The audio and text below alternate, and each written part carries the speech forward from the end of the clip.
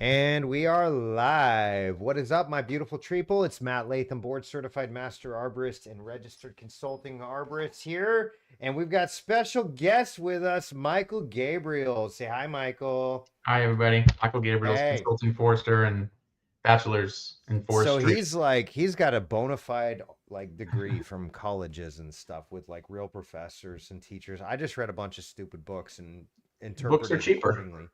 Books are cheaper. They're humble opinion. They can be better or they can be more dangerous depending on how you use them. I've seen it both Um, ways. I have.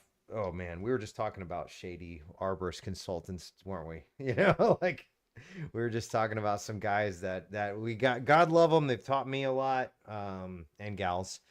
But also we go against them occasionally in a court of law, and it's funny to see what they write on a piece of paper. But today we And then stay evergreen with our positivity. today we stay evergreen with our positivity, and we're talking about this wonderful winter weather we've had here in Houston, Texas, as opposed to the 80, 85 that we've had here, Michael. That's what it's been down here in the dirty South, at least. And I'm sure it's pretty much the same up north for you. And we finally got this beautiful cold weather, and I, for one, was playing in it quite a bit. And so I hope you guys were too. But as it turns out, ice loading has had a significant impact on trees all across the US. And we've actually had on our Ask an Arborist page a handful of questions come through. By the way, if you haven't joined, we'd love to have you as a member of our Ask an Arborist group, whether you're a professional or a layman, a tree owner and lover. We'd love to have you on there. This is a great place to learn about the trees you love and live around. It's also a great place just to ask your great tree questions and get really a lot of terrible answers, but mostly some wonderful answers from some serious bona fide professionals. So, but Absolutely. There's a great group of people in the comment section. And there's also a wild, wild group. But the more information you provide, not just zone, that's for gardeners, an actual, like the north half of this state or the west half yep. of this state in some context, because then we can look up your soils and we understand your geology better. And it just gives people a little more specificity to be able to be helpful. Well, and Michael and I were talking about that as it really helps if you provide your zip code. I know nobody wants to give our personal information out there. I sent a text message of a picture of my 2-year-old daughter the other day, and he plugged it into AI, and it was an awesome video. It was so cool. The guy sent me back this wonderful video, and then I got to Scary though. thinking, now the robots got a picture of my daughter. They know what she looks like. So we get it. We know privacy is critical in the new world order and the way things are nowadays. It's a scary, scary world out there. Somebody said a brave new world. Be I as don't know, specific as you're comfortable with. but it really helps us out. If you can tell us where you're at in the world, that really helps out. So just a reminder, if you're asking questions, it really helps to know your zip code or your state or the specific geographic region of your state, etc. That just really helps us to identify what's going on, and we can give you a better answer accordingly. So, um, with that, man, I don't know where you're at in the world, you guys listening, but we've had some crazy weather across the basically the whole United States, or at least the Couple hundred central. million people. How many? Couple 100 million people Couple affected. 100 million. So 200 million. That's about a 2/3% of the population ish.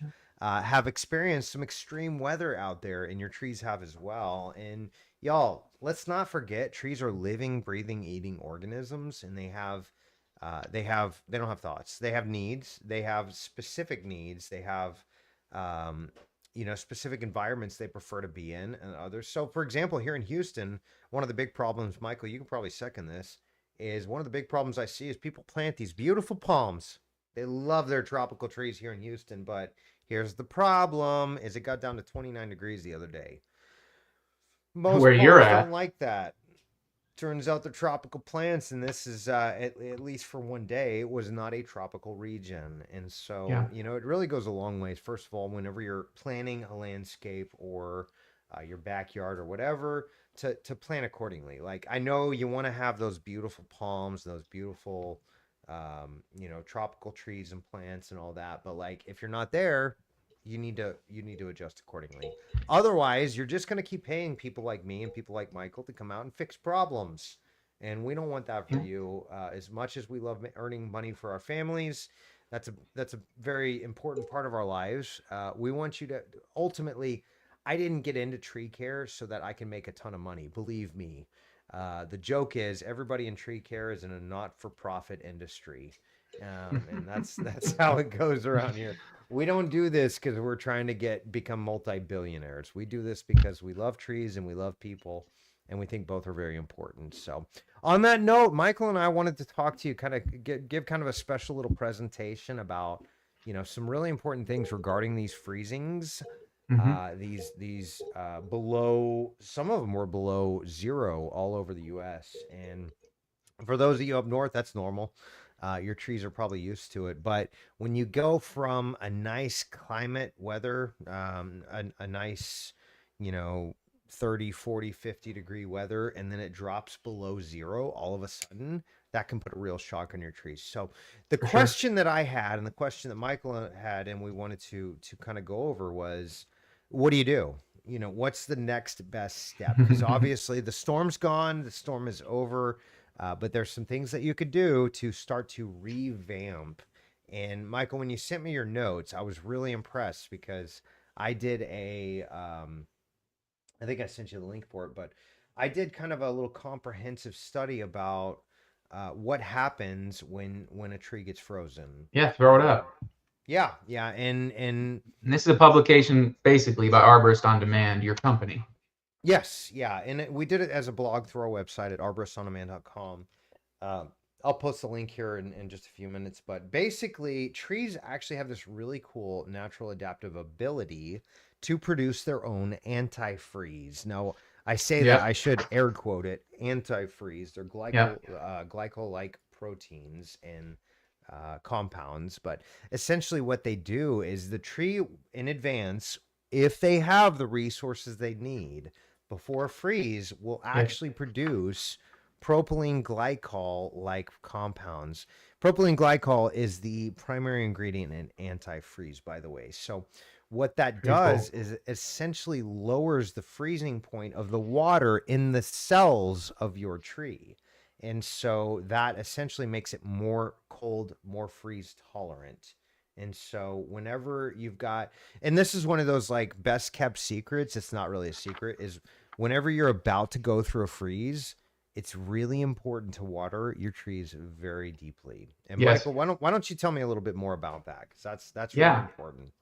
So there's a few scientific things that should be understood here. So it's the deep long-term freezes that are really problematic for trees. Unlike monocotyledons like palms, trees have bark, and we got a little reverb. Trees have bark. That's kind of an insulation layer. Uh, Also, from a thermal bridging standpoint, we've got Matt. We're gonna have to play this game on mute. I'm working on it. Um, from a thermal bridging standpoint, the differentiation in layers can be really helpful to have layers of different densities and air gaps and stuff. So there is the bark, and bark plays a huge role. Obviously, problems with that bark and branch unions, problems with damage to the trees and stuff is it. You get behind that defense really quick with the cold. You get a deeper permeation there pretty quickly. We'll talk about that later because it's in some of our specific cases coming up today. But the physics of it, 4.184 joules per gram, the energy to change water. But then there's the specific heat of fusion to turn water into ice. And that's a lot of energy to go from water at 32 degrees to ice at 32 degrees. Or, with this whatever glycol stuff, the tree's ability to have its own, coolant, essentially, antifreeze, interchangeable words, right? But the tree's ability to thermoregulate like that, still, when you get to that point of, its heat of fusion, aka it's starting to freeze, The freeze is part of the problem. It's not the temperature, it's the crystallization. It's the actual changing to ice, because ice expands. And that's where a lot of damage is caused. Now, the tree has more pliable membranes. Some trees are capable of that, and things like, actual cell structure can adapt. But on the flip side of this, if you've had wild false springs like we have in Texas, Yes, we have. those false springs can really impact, because trees, they're not sentient, but they are hormonal. And everybody knows that can make a big difference in your life. So trees are hormonal, and they're if they've had a false spring fairly recently, they may not be in a position to have these adaptations ready to rock to defend themselves. So that's one of the things, as far as freezing water. I guess let's go into the weight of water. It's about so it's about 92% of what water is the weight of ice. It expands, it's less dense. But ice can stack, and you can get pretty deep ice, you can get pretty heavy icicles, stalactites or whatever, if you want to call them that. And 57 pounds per cubic foot is the weight of ice frozen. So it can add up pretty quickly. And on a hyperextended limb, that force is levered as well. I mean, if you're in finance, you understand leverage, levering your finance. And same thing with mechanical force is the further you go down that limb, the more leverage that weight has. And also the smaller that branch is right there. So we see a lot of branch failures. And then the weight on those branches will expose any branch union weaknesses, any gaps in a tree where water can be, while it's not inside the tree. If water's sitting there and it's in like a branch union, it'll freeze a lot faster because it doesn't have the antifreeze. It doesn't have the protection of the bark. And then you get some expansion, and that's where you can really see damage. It's really compounding damage. It happens a lot where trees are already damaged or they have a defect. But I digress. Matt, you take it from No, here. you're absolutely spot on. And you mentioned the compounding effect is, and there's actually we're gonna have to find like the actual charts, because there's a whole chart that somebody posted on one of our Facebook groups for us tree nuts. And I would love to go back and give that to you guys as a resource. But the I know which a one you're quarter talking about. inch of ice adds a little bit, a half an inch of ice adds a lot, 3/4 inch of ice adds a detrimental amount, and once you get to an inch, you're basically the whole tree's toast. And so it's not like a 1-to-1 ratio. It's like as you start to progressively increase, that surface area that the ice accumulates on and is producing is exponentially growing. And so when you have a light freeze that, you mentioned like multiple days on end, or a long time is maybe the layman's term or the technical term, one of the two. But whenever you have like a long time where these freezing rain episodes come in, that's when you really start to have problems. And one of my first storm damages that I personally went on was in Oklahoma City. This was back when I was in Dallas, I think 2008 or 9, sometime around then. And we went up there, and it looked like, and we got there when the ice was still there. So it was super cool to witness as a new arborist, somebody that doesn't really know what he's doing. I see these trees, and they're just like weighted down. These branches are like halfway to the ground from where they were at their original point. And what happened was you had multiple hours worth of ice accumulation that happened. So layer after layer after layer after layer builds on even just the smallest of limbs. Now, if you think about a tree, you've got a tree, it might have 2.5 million leaves, right? We don't know, and there's guys that have actually gone out and counted that and done surveys and studies accordingly. But let's say each one of those leaves is 1/8 of a branch or of a twig. Well, each one of those branches holds 12 twigs, and each one of those branches is held by a trunk, and there's 37 branches on that actual tree. So do the math. Is you've got a tree that's 90 foot in diameter, or spread, or canopy spread rather, and let's say 60 feet tall, like a live oak or something like that. And even though live oaks are super strong, when you start to add surface area to every single one of those limbs, you start to get into tens of thousands or even hundreds of thousands of pounds worth of additional weight that can start accumulating on those trees. And as strong as trees are, they're designed to handle things like that. They're actually designed to handle excess loading, if you will, in the Yeah. terms of wind and gravity, etc., and even ice accumulation. But once you start to get to a certain point, even the strongest of trees is going to fail. And it's unfortunate. Like, that's just one of those things that it just happens. In, while we'd love to live in a perfect world, that's not till the next life. Michael, you and I can talk about that later, but we do not live in a perfect world, y'all, in case you were wondering. And sometimes these crazy storm events happen. And so what do you do?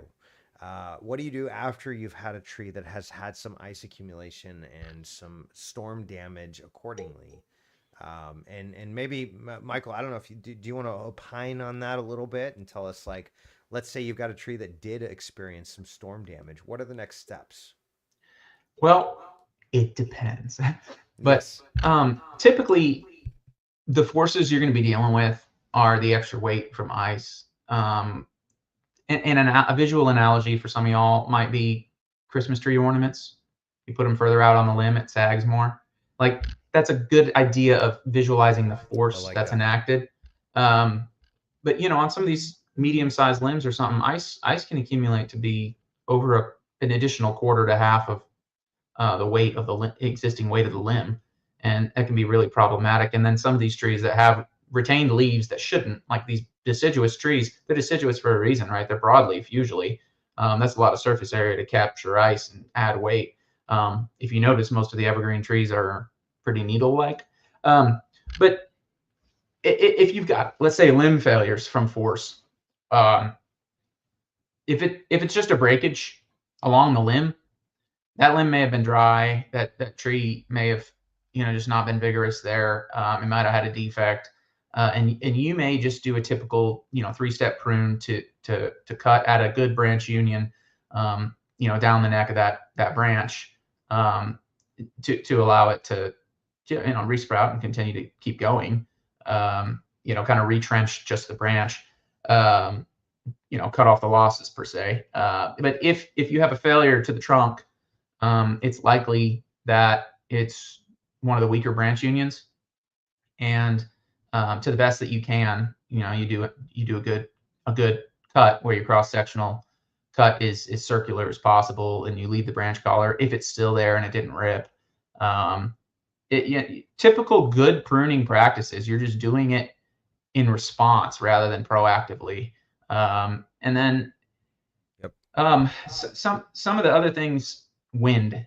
If you have torsional forces being enacted on this tree, twisting, that's a whole different ball game, and you may see some very unique damages that may or may not be remedied.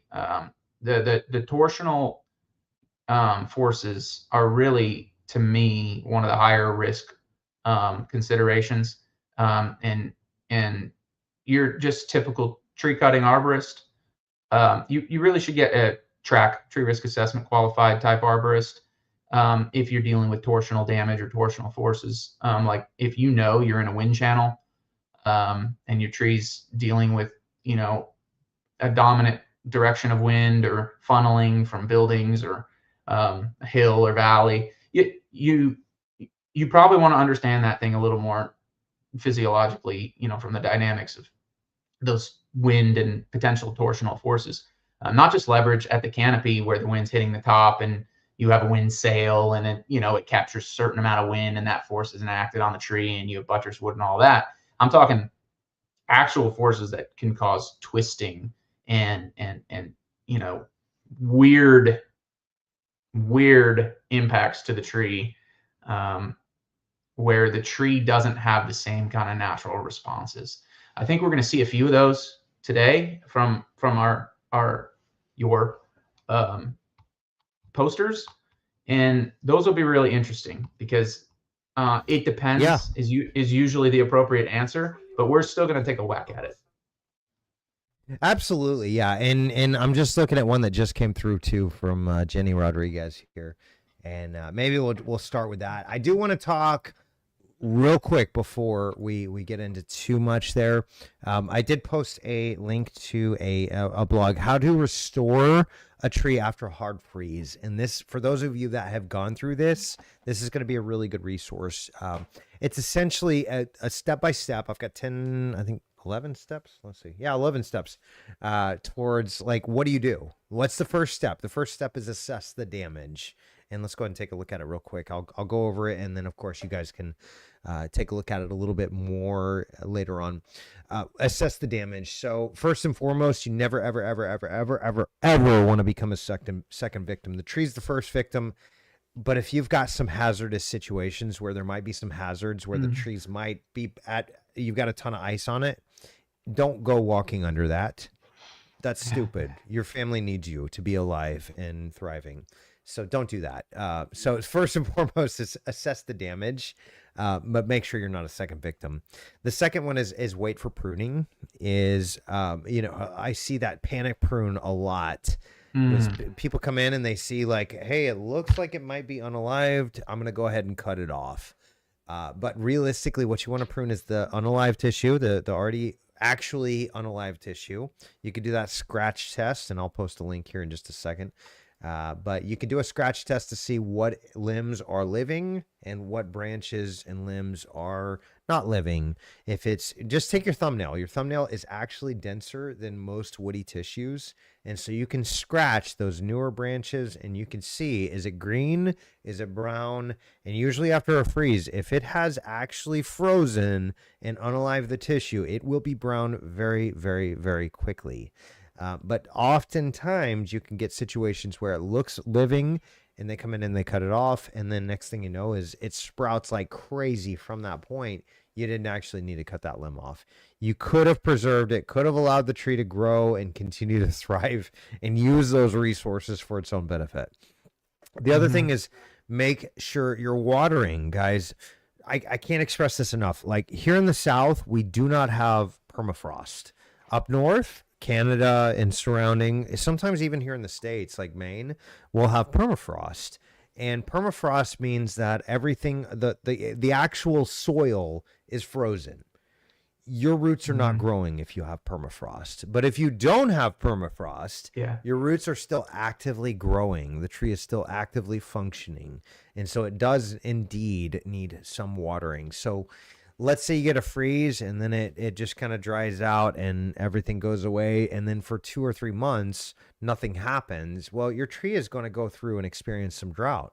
So it's important to go ahead and water your tree very deeply after a big freeze like this. And we talked about those glyco-like proteins and compounds.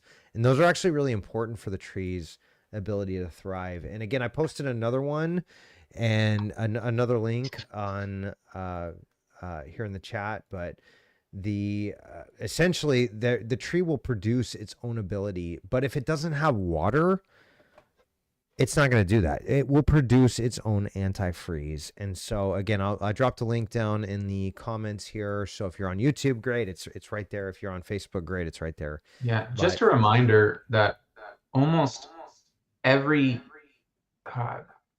biological or chemical thing inside the tree has a couple things: carbon and hydrogen. And Yes, where does the sir. tree get the hydrogen? H2O, baby. Mm-hmm. So you got to remember that what the tree is making, water is an absolute necessity for the tree to be able to make what it needs to make, not just cool itself and protect itself, from an antifreeze standpoint that we talked about earlier, but it's actually the building block for so much.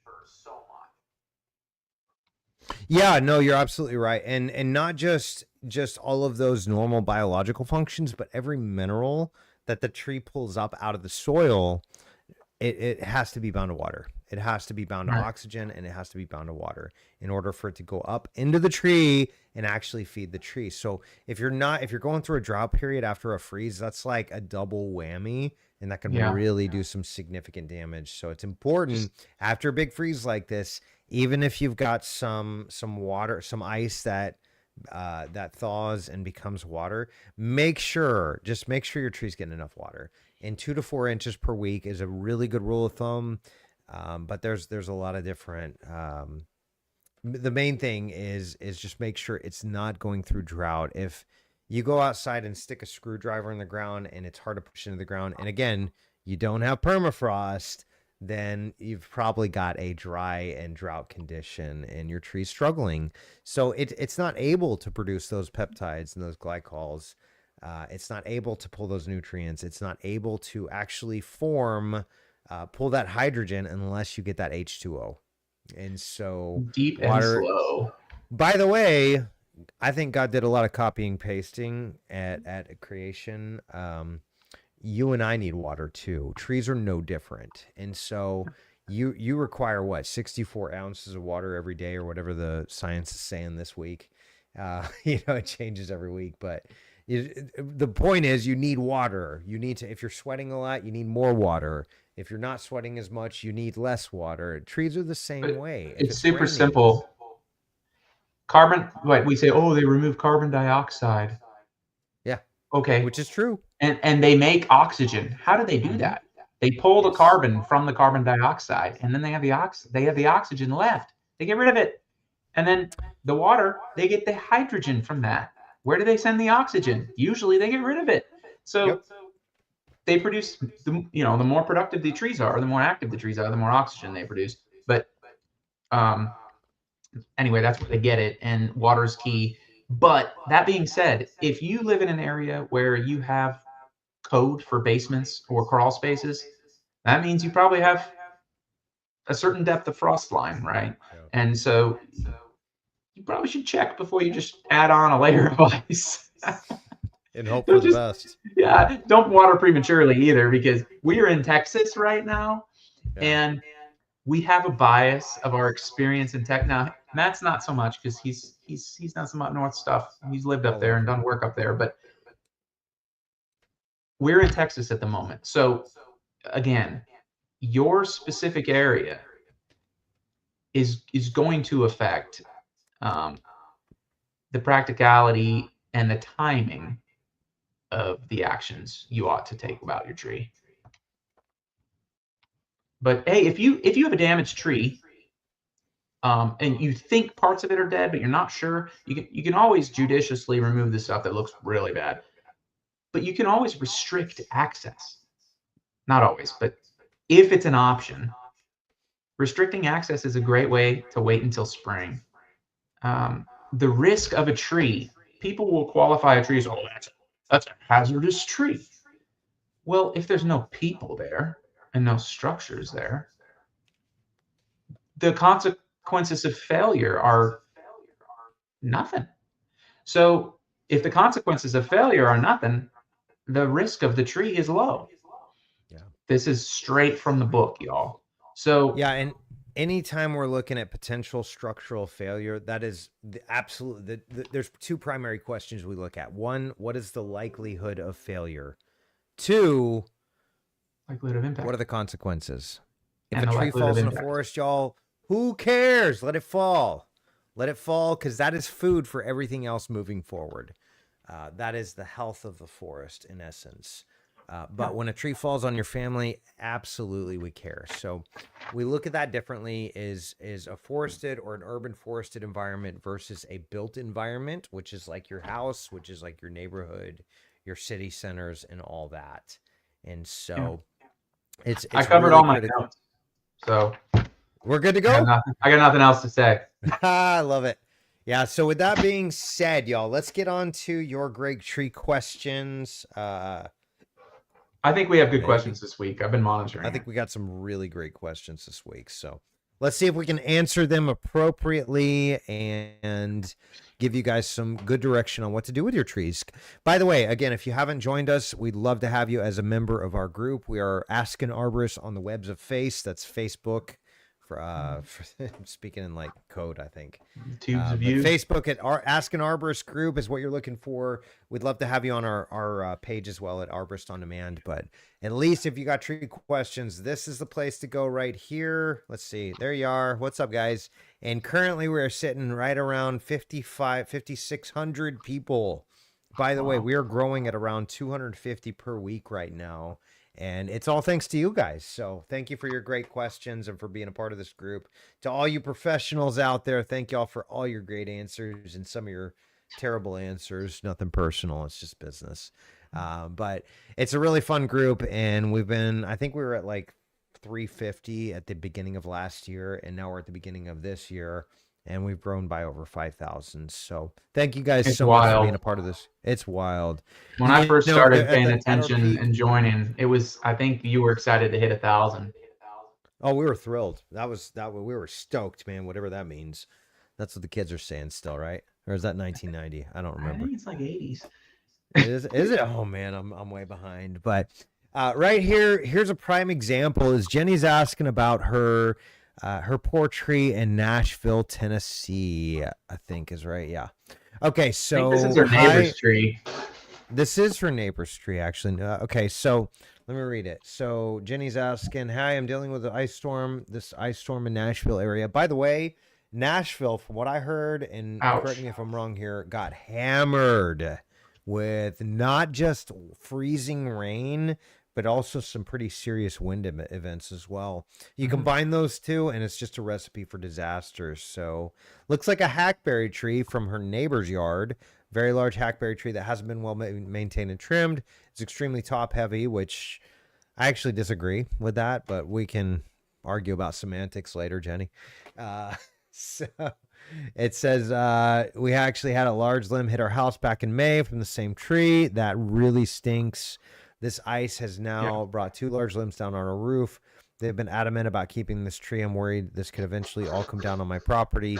Is this tree able to be saved? My neighbors are DIY types and I'm worried they'll try to save it without consulting with an arborist. Well, congratulations. You found 2. Michael's a certified arborist and very soon to be registered consulting arborist. And I'm a board certified master arborist and registered RCA. And I'm telling you, I know hackberries very well. We have a lot of hackberries here down in the deep south, the dirty south. And hackberries I joke with my clients and I say, hackberries are great trees out in the middle of a field or on a property line with a barbed wire fence, that it doesn't matter. Because the thing about hackberries is they have this wonderful ability to grow and live and thrive while being structurally decrepit. Yeah. And so... we had I used to live in downtown McKinney, Texas, north of Plano. A little community, 150,000 people. And they had this awesome downtown historic district, and we lived there. And we had this like 100-year-old home. We loved it, my wife and I. And but we had all these people around us with all these hackberries because McKinney 100 years ago used to be an old farmland. And so what they did was all these fence rows, they kept them as like borders, as property lines, and then they subsectioned all these little segments along that fence line. So what you wind up with is a lot of homes with hackberries growing right behind them. And so we'd get this all the time: snow, ice, etc., bears, wind, etc. And they would just break. And I don't know what happened. My tree was really nice, and it just broke, and I don't know, it was really healthy. What happened? It's like, okay, health and structure are 2 different animals. They are and can be mutually exclusive, and they can actually be tied together as well. So this is not always the case, but in general, this is not always the case, but in general, the faster a tree grows, the more it might have a proclivity to weak structure. And the slower a tree grows, the stronger structure it probably has. Now, there are trees that defy that. and those tend to be very popular species. But out in the country, people keep windrows for wind protection for their crops. You ever heard of the Dust Bowl? You know, it gets crazy windy when it's dry. People lose a lot of topsoil, and so they keep windrows along their channels and drainage ditches and stuff. They'll have shrubbery, and they tend to be called trash species or whatever. But what the farmers want, they don't care about canopy. What they want is protection from wind, and the vigorous, fast-growing species, they don't mind the defects. So yeah, that old pasture land may have some less than ideal arboricultural trees, from a aesthetic and amenity standpoint, because the purpose of their preservation was different.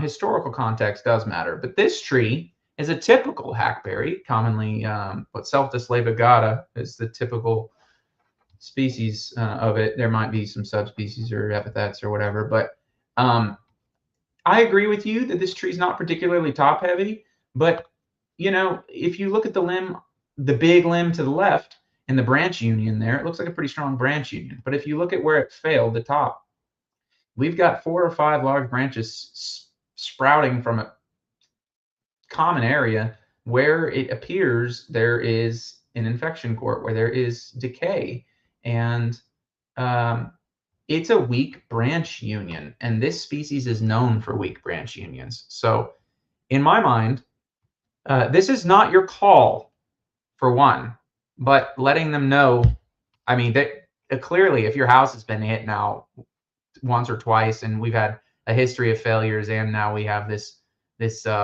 there are other limbs now that are particularly obviously increased chance of risk, or chance of failure. Probability of failure is the correct terminology. In my mind, you got 3 strikes, you're out. You got a species with the proclivity for the bad form and limb dropping. You have a limb drop, and you have another limb drop.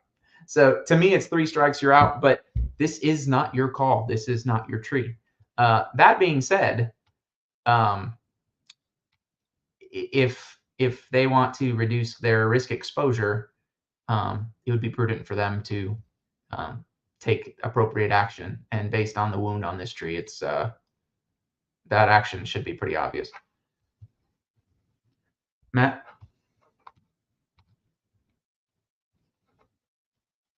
I can't hear you.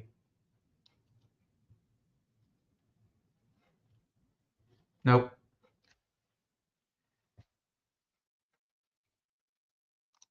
Cannot hear you, Matt. Hey, what's up, y'all? Okay, you're good. Hey, there we are. Can you hear me now? Yep. I gotta hit that magic button that makes it work. That's important, y'all. But yeah, what Michael was saying was actually absolutely true. Is 3 strikes, you're out is kind of my rule too. Is you've got a tree that is natural proclivity towards structural weaknesses.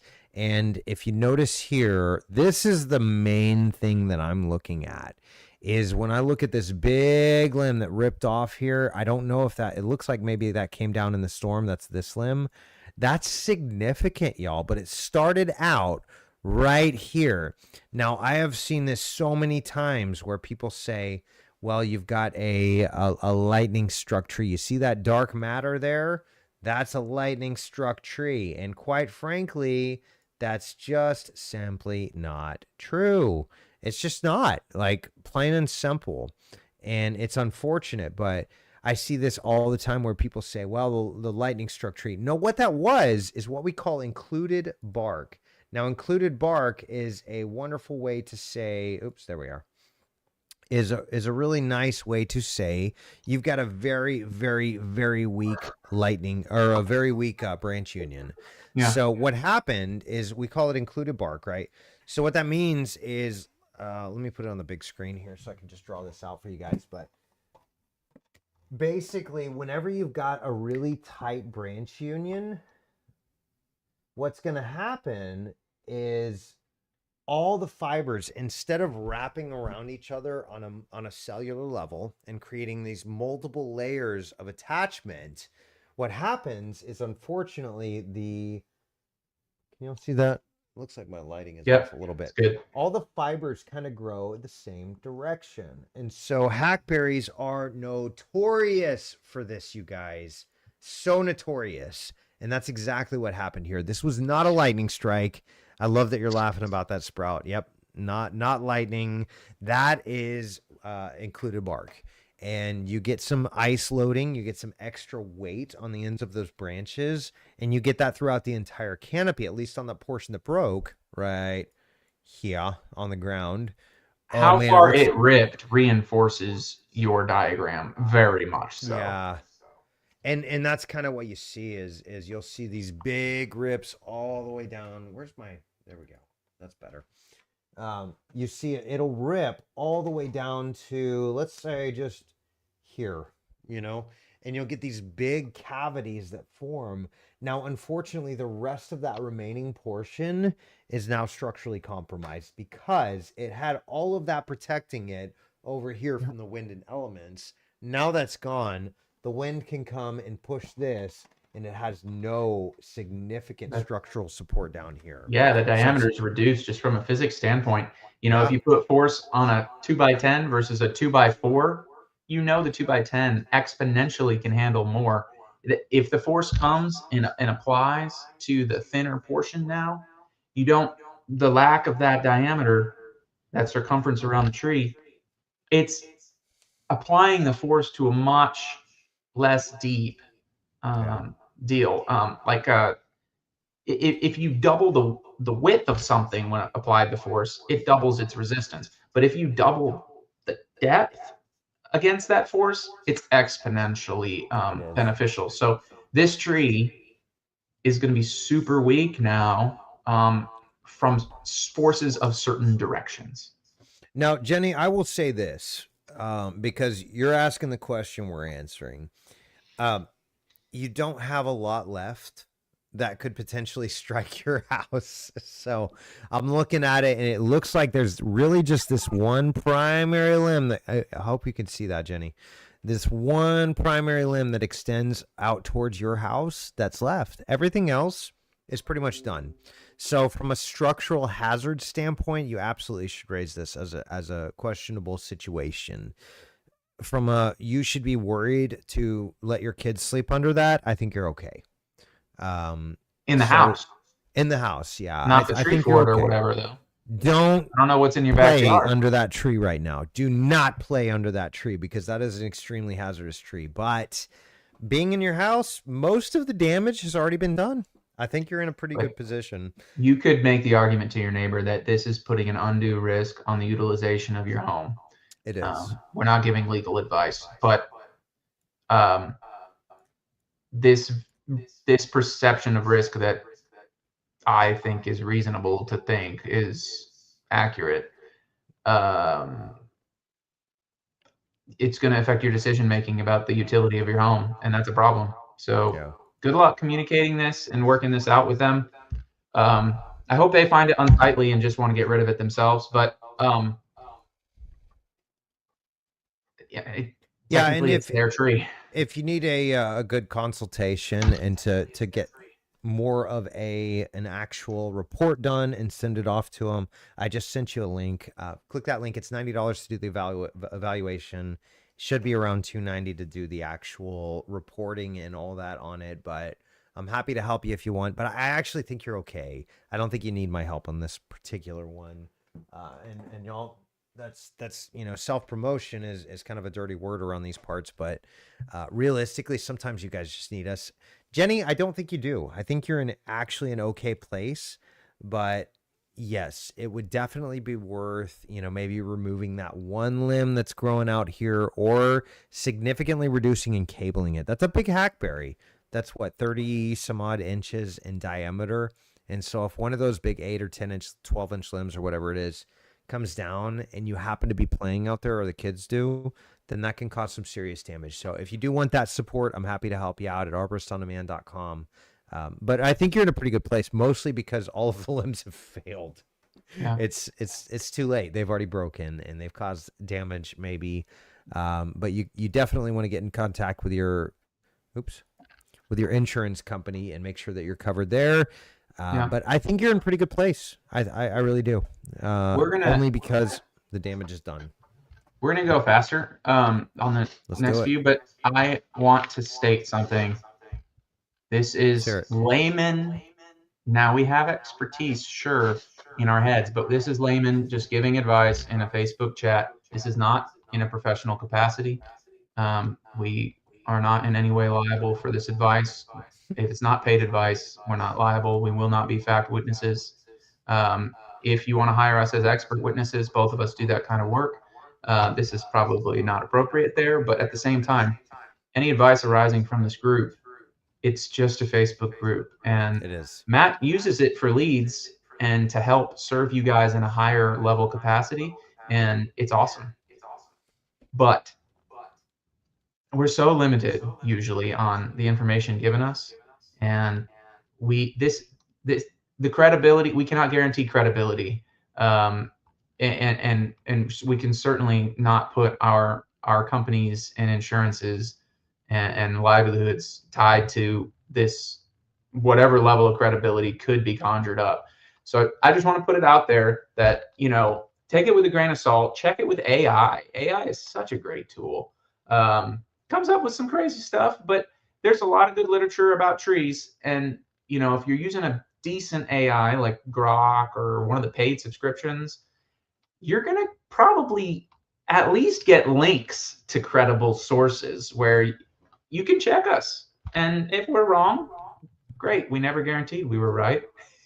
Well, and what's really fun too, I met a fellow expert witness here in the Houston area, and he just reached out to me randomly, and I asked him that question. It's like, how'd you find me? He said, I asked ChatGPT who's the best consulting arborist in Houston that does expert witness, and it came up with my name. So it's a great tool. Also, for those of you that are, don't judge me. I do a lot of things behind the scenes to get that out, get the word out there. But that's kind of it. It really is. It's a great tool for finding good qualified professionals, because it's like a search engine on steroids. It's not just checking the data, like the word tree and the word arborist and the word consulting and stuff like that.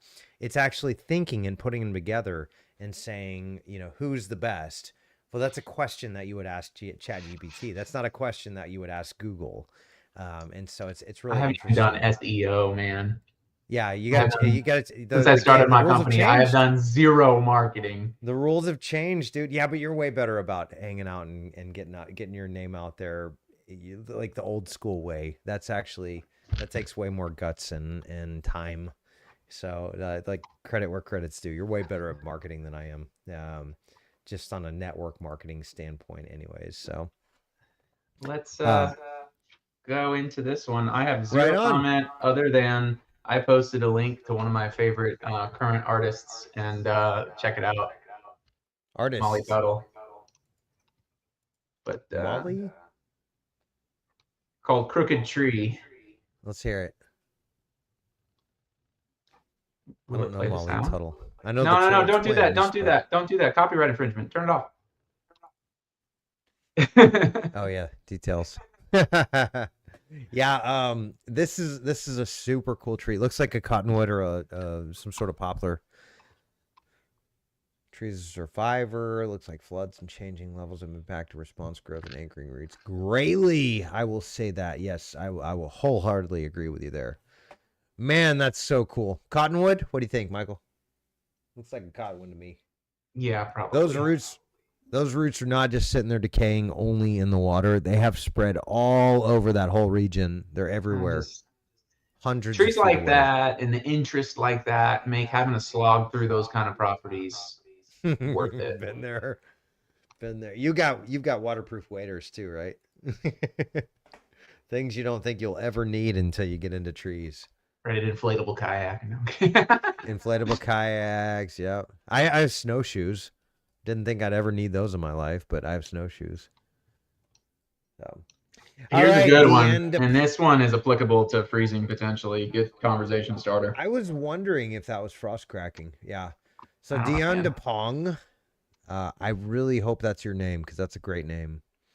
I have this dead this unalived ash tree at the back of my house. It is my neighbor's, along with 4 other unalived ash trees. Sounds like you might be in the turf of emerald ash borer.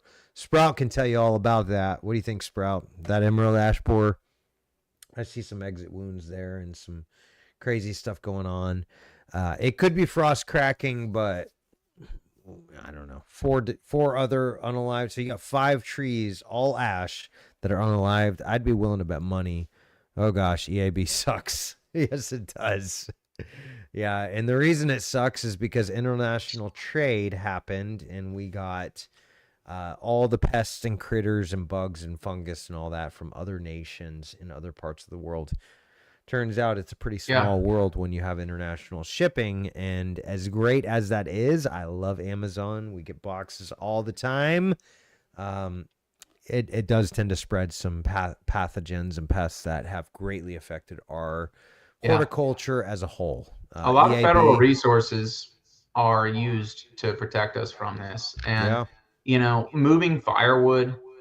In most places, it's illegal because pests and boats. Wiping down your boat and food. A lot of food's regulated. People think it's kind of ridiculous, but when you're transporting food, there's a lot that can be hiding. So, I'm over here sipping on it. Well, I was a glass of wine.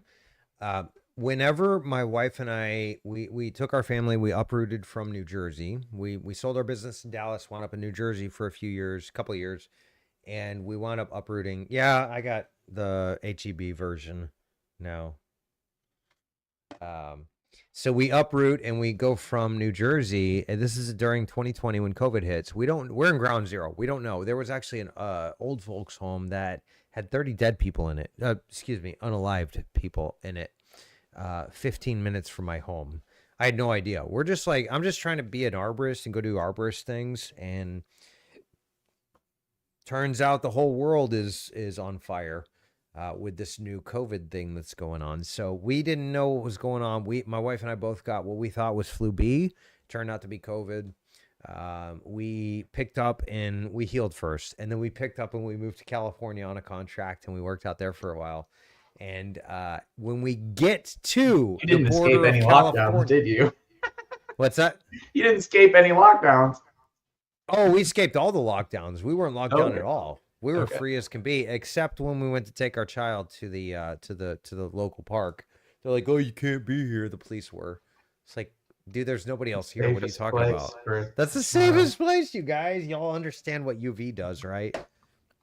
Anyways, but I digress. There's a few comments in here. Scott Broughton. I think his advice is pretty decent. And then Cecil Sink,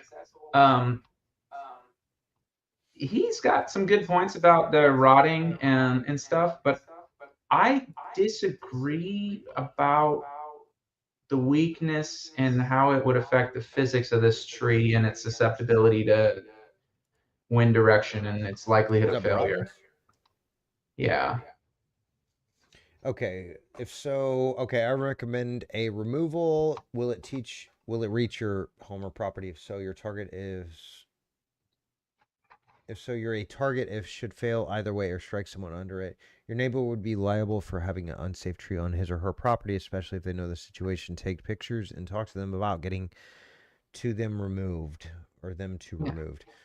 Also, whoever removes them to that, they're fully insured to make sure if they drop anything in your yard, they are fully responsible for any property damage. So take plenty of pictures before and after. If your neighbor says no, then court setting, maybe in the future. That's the best I can come. It looks like they get along. Yeehaw. Looks like they get along, but the risk and the insurance. Have somebody else do this one is my recommendation. Trees that have wounds like this can fail mid-cut in weird, unexpected ways. And this is why I disagree with Cecil Sink in his comment. The likelihood of twisting is so much higher. The likelihood of failure in certain directions is increased. And when you're cutting this thing, the likelihood that it quote unquote bucks or just springs in some way is much higher than a solid tree that doesn't have cracks. This tree just screams to me, be careful. Mm-hmm. Yeah, this is one of those, like, if I were removing this tree, if I had chainsaw in hand and it's my job to remove this particular hazardous, sketchy butt tree, I would actually strap the whole thing together prior to removing it. Yep. Because you've got branch union up top, you've got split approximately in the same direction.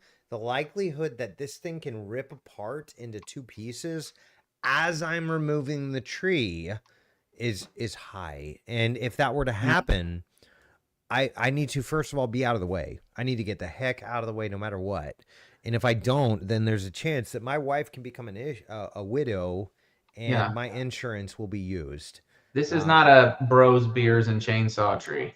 Thank you. That is exactly the point I was trying to make. Is this is not one you hire your landscaper or your buddy with a chainsaw. This is one of those that you really need to have somebody that knows what they're doing. Get a qualified professional, preferably a larger company that has a reputation of doing quality things. This is not your bros and beers. I think you said is that I love that. I'm going to use that in the future. Unless it's in an area on your property that really doesn't matter from a risk but even standpoint, still, then just let it fail on its own. But even, yeah, if it's in an area that it doesn't matter, it is an ash tree, it looks like. So if you've got emerald ash borers, you want to get rid of it. And in that case, That's you need to bring in a professional. Do not hire your neighbor's son or whatever to come in and do it. Like maybe they mow your yard. That's great. This is a job for true professionals that understand the physics here, because things can go wrong very fast and people can be unalived very fast as well. And I have had 3 instances in my career where I almost became unalived, even knowing what I know. And so, verify insurance on this one, and maybe even, I don't give legal advice, but maybe even consider asking and for getting a Cord 25 form and having you as additional insured. I'm serious about this. These kind of defects in trees cause them to react in ways that are not normal. Yeah. And what were you saying, Lucas?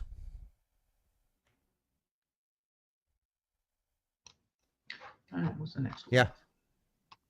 Snowplow, cherry blossom. Oh. You know, I saw an article today where a farmer was putting hay bales to protect his trees from the snowplow, and now the city's fining him for putting the hay bales for protecting his trees. It was so kind of sad because the guy's going the extra mile to do the right thing by the trees. But here's the situation. This is sad, and I think we're going to see this a lot because cleanup efforts and municipality dictates usually trump our personal little needs. But, oh, this is sad. We're looking at Sue's tree now. All right, so Sue's asking, a snowplow sheared my cherry blossom tree and a large limb broke off too. Will it survive? I think so. But man, there's so little to go off here. Sue, we need some canopy pictures. We need some during the growing season pictures. Obviously, you got snow on the ground. You got snow plows coming through. I'm assuming you're up north.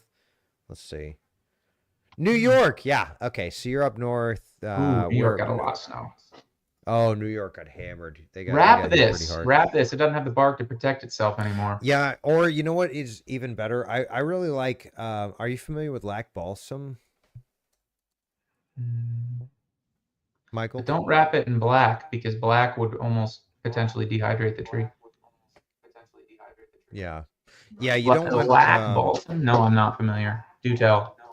Lac balsam. This is one of my favorite. They market themselves as artificial tree skin. I don't know how accurate or true that is, but you can get it on Amazon. You can get it on treestuff.com. You can get it on Arbsession is my favorite new tree supply company. Arbsession is great. I do not get paid by them, but they have been amazing. Every time I call in an order, and it's usually an emergency because somebody didn't do their job right and order the right parts, they have been wonderful about getting it to me in a very timely fashion. So lac balsam is all organic. It's actually the only Yeah, artificial bark. There we go. It's the only tree wound coating that I will ever recommend unless something better comes out. You mean There we go. black There's the marketing. paint? Is You mean the black world's paint doesn't finest work? tree wound treatment. Black paint does not work, y'all. Stop putting petroleum products on your trees. After I you got a flush video cut coming them. out soon about there's Uh, a local guy, Michael, you probably know him. no names. He said he's going around teaching all these other tree guys in the Houston area that petroleum is good for trees because it has carbon. Okay, great. No Try names. drinking it, homie. Let's see Yeah, how it works out.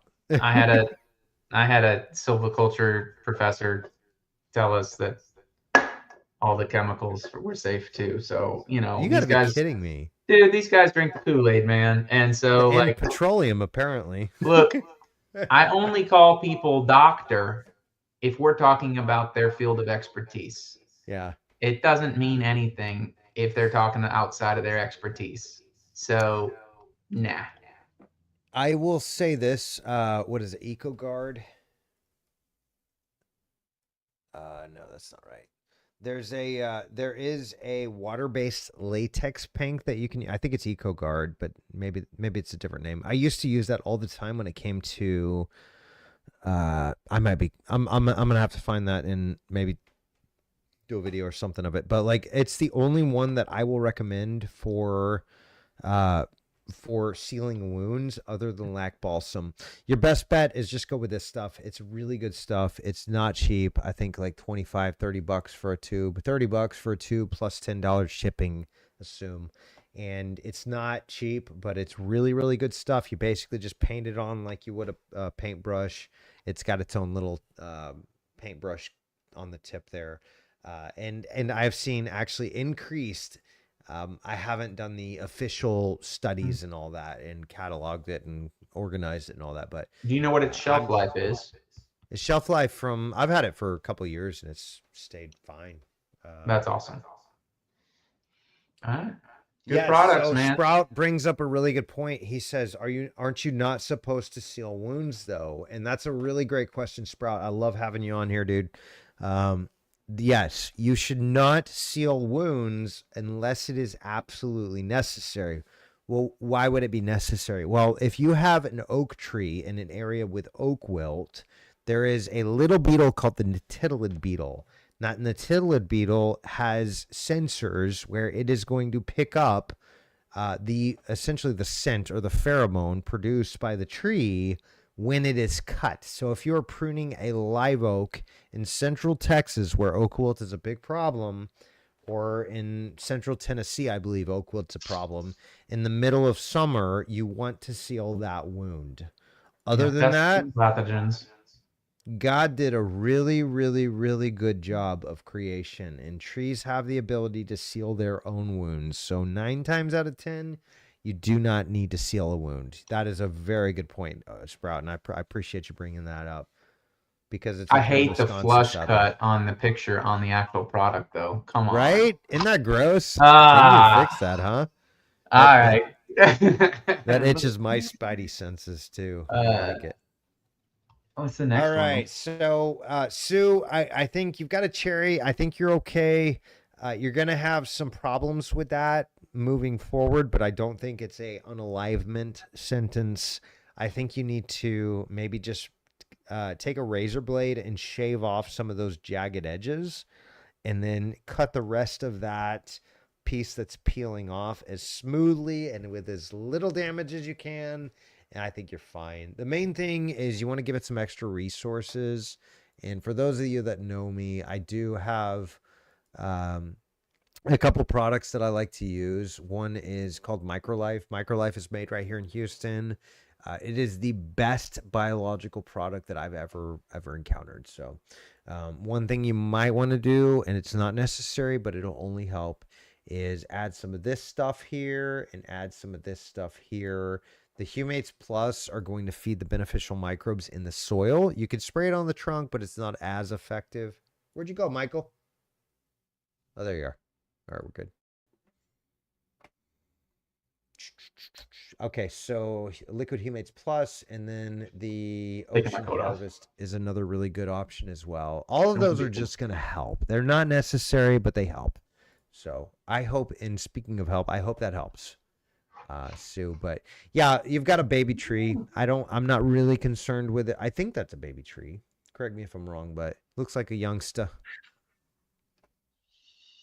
Yeah, is a BCMA that I watched, and he treated a red oak that was symptomatic of oak wilt, and somehow it survived. Obviously, losing some branches. Yeah, oak wilt.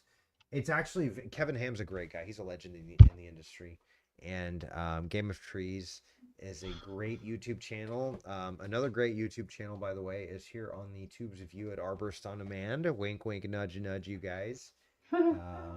But Game of Trees really is a great YouTube channel. He does some really cool things. And Sprout's saying he did a oak wilt treatment on a red oak that was symptomatic of oak wilt, and somehow it survived. I have treated multiple trees that have survived with oak wilt. And Michael, do you know Kevin Belton over in Central Texas? I think everybody knows who he is at this point. Yeah, he has done his own research on oak wilt and has found some really cool tricks to treat it and care for it and prevent it. As it relates to oak wilt, I think Kevin is probably outside of the PhD, research world. He's pretty preeminent. I respect his opinion, and he has strong opinions. So, yes, he does. He's a great guy. Yeah, arborists are a different breed, so you got to take us with a grain of salt. Kevin serves the elite of the Hill Country San Antonio region, and the elite have ranches and trees that you will never see, and these people will spend ridiculous money just for their own solo enjoyment. And so it's a unique world he lives in and operates in, and he gets to see things at a level that some of us don't get to practice that in. Even universities like A&M and AgriLife Extension don't see. They don't have access to the kind of places he gets to work. In fact, he showed me lab results for trees that he proved had oak wilt that Texas A&M AgriLife Extension showed on their lab results that it did not. So I wonder. Hey, we got to stay evergreen positive over here. No shade. Let's go. Yeah, no, I'm not by any means bashing our governing entities. But the point is, there are guys out there that are guys and gals that are doing research on these things to try to figure out how to take care of it and manage it in a more appropriate way than we have. And yes, along with Kevin Ham, there are many guys out there that are successfully treating oak wilt. And again, prevention is the best medicine. It seems to be a drought favorable type of tree. It loves a drought condition, and it loves a drought stress tree. But yeah. And I really enjoy monocultures. All you landscape architects, man, stop planting the same tree everywhere. Yeah. Every tree in my neighborhood in the front yard, we got a live oak. Y'all, guess what? If we get oak wilt coming through look at the northeastern ash. Sprout can tell us all about that. We got to learn from history, people. Yep. This mulberry is not good. 10%, Derek, 20%, 30%. This guy posted. He had other pictures of this thing a while back in another post. So I've seen pictures of this tree elsewhere, but this is the first picture I've seen that he posted showing pretty much the whole tree in context. Okay. This is a wild form. Lucas is telling me we've only covered 3 in an hour and a half, so we need to get cranking, y'all. Okay, what's your thoughts? I'm going to be quiet on this one. You're good. All right, what's going to happen next? Mulberry tree in the front yard, need help trimming it to make it look good and also make it healthy. Well, first of all, you want to prune for the structure and the health, not the looks. That's important. Needing to do it myself. If anyone can give me some guidance, can send more pics too. Let's see. What I would do is I would work on branch weight reduction. I would not do a lot of pruning on this tree. This tree is a nice tree. I love this mulberry. I think you don't need to do a lot. Let's zoom in a little bit, and I'll give you some examples. So you've got a little dead tissue here, it looks like, or excuse me, sorry, face webs, unalived tissue here. You got a unalived stub here. You got a decay. Lucas saying, "Oh, decay." Yeah, decay, not decay, like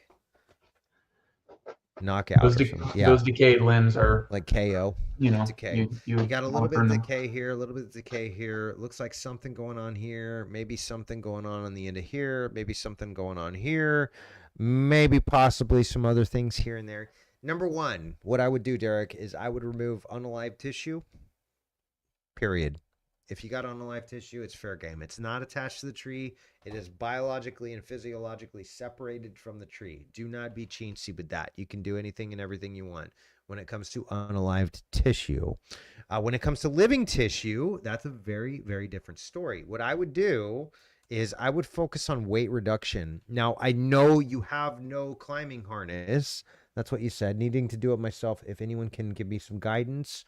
But what I would do is actually maybe just do a little branch tip reduction. So let me do this. I'm gonna go I ahead and concur.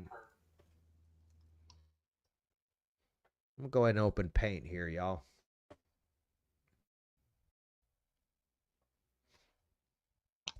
I'm gonna prep for the next one, Matt, so we can try to That's move great. faster. Yeah, Like let's crank them Lucas is out. whipping us. No, Sprout, I'm like 90%. That's a mulberry. I could be wrong though. It's happened more than once in my life, y'all. Mulberry tree in front yard. Yeah, when I look at that, I see spot on red mulberry.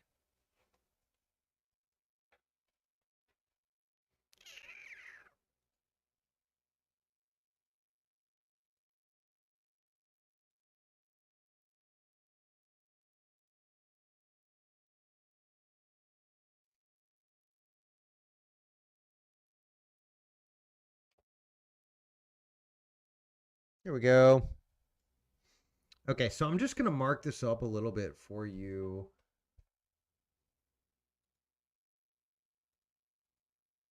And what I would do is like here, you've got two branches. Go ahead and remove one of them. Here, you've got a very large lead. Go ahead and remove a little bit there. Here, you've got two leads coming out. Go ahead and remove one of those. Here, you've got two leads coming out of that same branch. Go ahead and remove one of those. Here, you've got two leads coming out. Go ahead and remove one of those. See what I'm doing here? It's like I feel like I'm a broken record here. It's really, really, really simple. But the main thing is you just focus on the branch weight and cut it back at a natural place where the tree is going to be able to seal the wound, be able to recover that wound properly while not damaging the overall canopy of the tree. And what I want you to do is especially focus on the pruning that is over your house, because it doesn't matter the stuff that's over the street here, maybe over where your car's parked here or somebody's car's parked here. But the main thing you want to focus on is directly over the house. That's where it's going to potentially fail and cause damage. That's the key. Yes, Sprout, we are definitely going. I got your email earlier today, and we're going to go over that. Absolutely. Give me a few minutes, and we're going to go over that. We'll get to. I'm slacking here, you guys. I'll do the Lily Pilly next one. All right. Excellent. All right, Stacy Lenstra. So, oh, you're still. He wants to do it himself. You want to say anything about that, Matt? no, not yet. I gotta save this, and then I'll say something about that.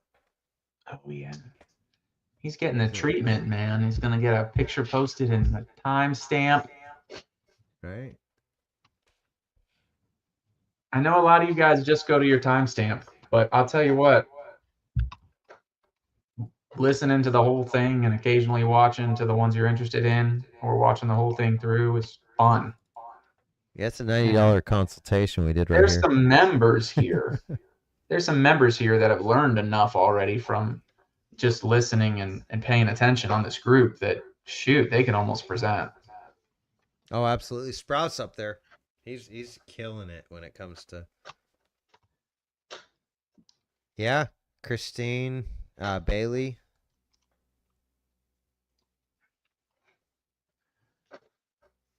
Oh yeah, Kristen Hammond. Yeah, she's actually a production arborist too. All right. Yeah, and I wanna hang here at Derek's real quick too. Sprout brings up a really good point. Solo tree work is unsafe.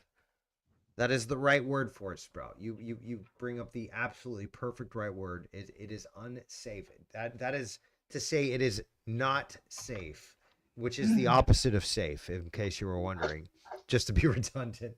So make sure you know what you're doing. Make sure you are absolutely secure and that you're not dropping big limbs on your face. Don't do that. That'll hurt. I only speak from experience here, That's a so really tall tree. hope that helps. But yeah, that's a big old mulberry. All Stacy right. Lenstra. So Stacy Lenstra, Lily you Pilly got opinions if is possible, please. Lily Pilly tree needs to be removed, or that's the question anyway. See no. pics. Perth, West Australia. What's up from way halfway across the world? Glad to have you here. For all Where of is us growing under? folks not down under, Lily Pilly is in the myrtle family. Is So it this really? thing's Okay. yeah, it's a fast grower, but they typically top out at about 5 meters. Oh, So her real concern is really a question of priorities. yes. If you think this is going to do damage or something, you pick your priorities. It's vigorous, but I don't Wow. anticipate it doing a ton of damage. It's up to you, really. Yeah. I'm gonna revert Yeah, again. and I would say the same. You've got right tree, wrong location. Is you've got a tree that's really really close to the foundation. Now, normally in Michael, you and I have talked about this multiple times. Is you got a tree next to the house, probably okay. Chances are the roots are not going to grow in a fashion where it's going to push the house.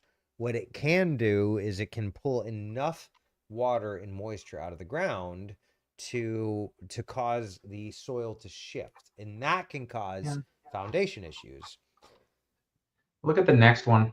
This thing's Stacy, gonna your tree's pop. pretty close, and it is currently bumping up against the foundation. That is the exception. Is sometimes trees actually can be too Look at that. close. This thing's It's just probably going to anchoring wipe it out. though. Do you think that's just anchor roots and it's okay? I mean, it clearly has some moisture there, but I think Yeah. it's anchoring, and it's a myrtle. These things top Right. out at 5 meters. So You're probably capped at what your actual height is going to be. The diameter of the trunk will obviously continue to grow, but if you start you're seeing thinking, unacceptable damage, yeah. cut it. I think that's pretty That's simple. a great point. Is if the damage is too much, then go ahead and get rid of it. It may be good to have a structural engineer in there just to take a look at it because it looks like some sort of storage unit or shed or a garage. Looks like a garage. Have the structural engineers come in there and actually measure the level. They'll use a laser to pinpoint the actual level on the garage, and if it's okay, don't worry about it. Just leave it be. It's a great shade tree, probably saving you a ton on electricity because my understanding is you guys, we're in winter here in the upper hemisphere. Y'all are in summer right now, so it's probably pretty stinking hot there. So it's nice to have that shade. So if you can keep it, what was it Mark Mann said? He said some canopy's better than no canopy. And for the most part, I agree. I think that's a pretty good, accurate statement. If Is your you got a nice enjoyment tree. of it is What's that? greater than if your enjoyment of the tree is greater than your concern about damage, keep the tree. And once that changes, get rid of it. Cut it. Get her out of there. It's a values. This And is this is your personal values. This is just put some metrics to it and make a decision. yep. Oh, this is fun. I love This is that. the one we were anticipating all afternoon. This is what we've been waiting for this whole time, you guys. What is happening to this tree? Is it going to explode? That's a great question, Catherine. And somebody reached out and said that up on the Great North, they were all the news media outlets, as because we all know they don't tell lies at all, ever. And they're not in the business of self promotion at all, ever. They're saying that all these exploding trees are gonna happen. Oh, the trees just explode. And somebody asked that earlier, and I thought it was comical, so I decided to reply with, "What you're seeing is not exploding trees, what you're seeing is potential energy released. So when they show those pictures of like the limb just like dangling and then the limb fails and it falls down, that's not an explosion. Y'all understand explosion is a word that has a definition, and it usually is tied to combustion. And that's not what's happening here. What's happening here is ice loading, extra weight, and as that tree bends and bends and bends and bends and bends, eventually it gets to a point where it fails. And what happens is it usually fails catastrophically and very rapidly, or if not instantly. And so what'll happen is it looks like what they call on the media an explosion, but in reality, it's expansion of ice causing micro fractures within the actual trunk tissue or the branch tissue, and that extra weight pulling on it to a point where eventually the load becomes more than the structural support can handle, and the tree fails suddenly. So, not exploding. That's not a thing, Yeah. you guys. Stop believing the mainstream media. They lie. Eric Coons on January 23, 8:48 p.m. posted something to that effect. Absolutely. Now, the news has done a good job warning people for their safety, but Yes. they're all using this. If you notice, they just copy and paste. They use the same diagram and the same stuff on that screen. So, they're just pushing things that they think will be helpful, and technically they're wrong, but at the same time, yeah, there's definitely some popping that could happen from frost cracking and stuff. Absolutely. Oh, that's right. Eric Kunz. There we go. Nebraska and other Arctic states, I love the parentheses, have been combated with fear-mongering over exploding trees, which has some of my loved ones who knew nothing of trees completely freaked out, but that isn't the point. I thought it important to mention to the community how helpful several members have been, and that I appreciate this page and its contributors more than you know. Woohoo! Glad to hear it. I've been in the woods. What's up? Catherine's tree with that frost cracking and stuff. January 23rd. It's Eric Kunz. Coons Yeah. probably. Kunz. That tree may have greater decay. Yeah. May have some susceptibility to torsion, twisting. Monitor it. If it's in a super risky area, understanding the decay at a higher level may be prudent. Right. Yeah, and that's absolutely right. So what you have here, Catherine, is you've got an old wound. This wound has probably been there for 3, 5, 10 years. I don't know. But it looks like there's a little bit of wetwood coming down. Wetwood is typically it's an exudation from a wound. Just like if you get cut, your body will exude. It will put blood out. It'll put hemoglobin. It'll put all these different things to help seal the wound. And the tree's doing kind of the same thing. If you've got a bacterial infection, what'll happen is that bacteria will produce, the sap will start forming around that, and it'll try to push that bacterial infection out of the tree. And so you'll get what's called bacterial wetwood. So I think that is probably more likely what's going on here. You got a little itty bitty cute little baby wound going on here, and then at the very bottom you got something that could be some sort of ice or frost cracking, but I really think maybe if you shove an M80 in there, don't believe everything you see on social media. I love it.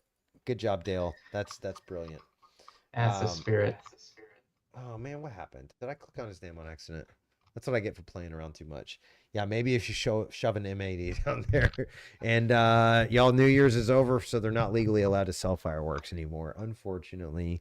So good luck with that. But exploding trees is a myth. Can bacterial wetwood cause more decay? That's a great question, Sprout. It can, but it's generally isolated to unalived tissue. It's generally not going to be in living tissue. It's going to be in the heartwood. Yeah. And so bacterial wetwood we generally consider as completely benign. Don't worry about it. It's not a big deal. Okay. That's what it looks like to me. It could be something a little more, scary, like Phytophthora or something of that nature. Yeah, if you see fruiting bodies in the spring, then I don't. Again, may merit further inspection. But Yeah, It depends. and keep us in mind, Catherine, if you see some mushrooms forming in the spring, then maybe send us another question and maybe tag this post in there too. That's fun. Yeah. We Yeah. got a little history going on there, but I think you're okay, generally Cool. speaking, Catherine. I think you're good. All right, and I lost my Charles place Evans here. says hi, not a question, but cool picture. Welcome to the group. Ask questions moving forward. Do you know about ghost canker? Manuel Soto asks, will the ghost canker affect a black walnut tree?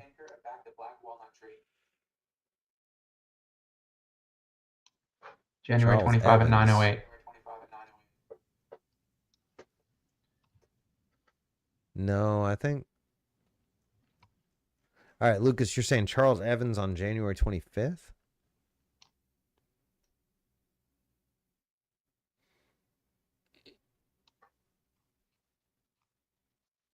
Oh Oh, no, that was the yesterday one we Charles just just did. We said haven't even hi. gotten to that one yet. Yeah, no, that's the next Hi, one. I Al. just Just want to wanted to say share a he says photo. That's it. hi. That's it.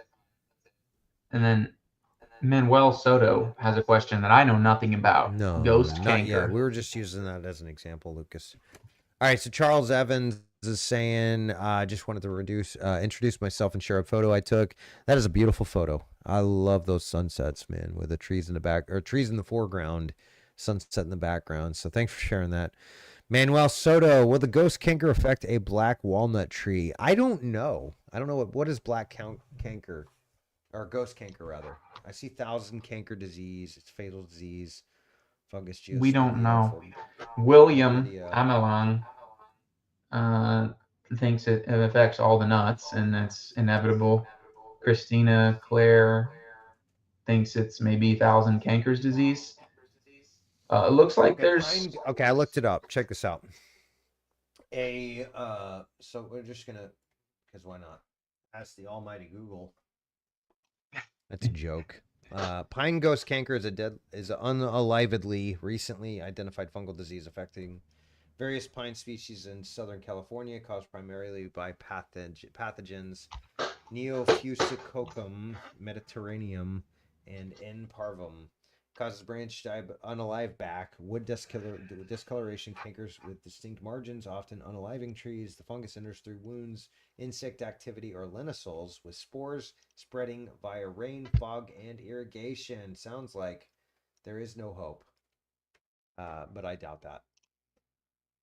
Now, Christina Claire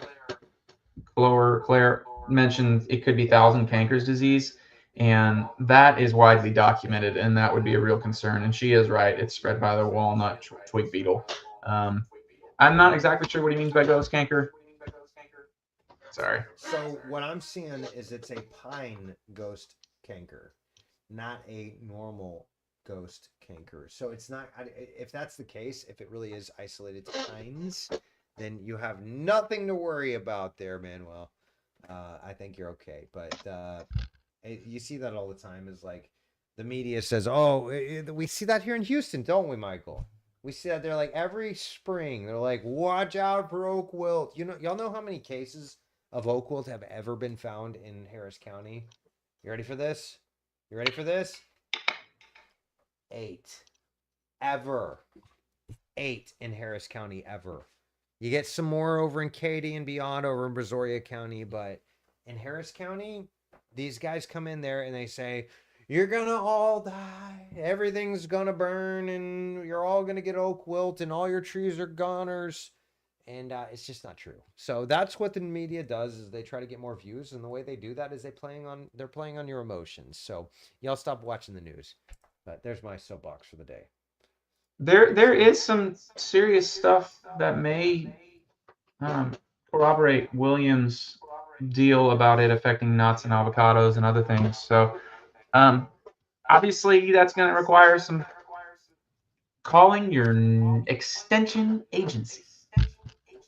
Here we go. Yeah, and that's a really good point. Is like reach out to these guys. Well, Manuel, reach out to them. Find your state's local agriculture extension and just reach out to them. But I'm not like I don't know what William's talking about.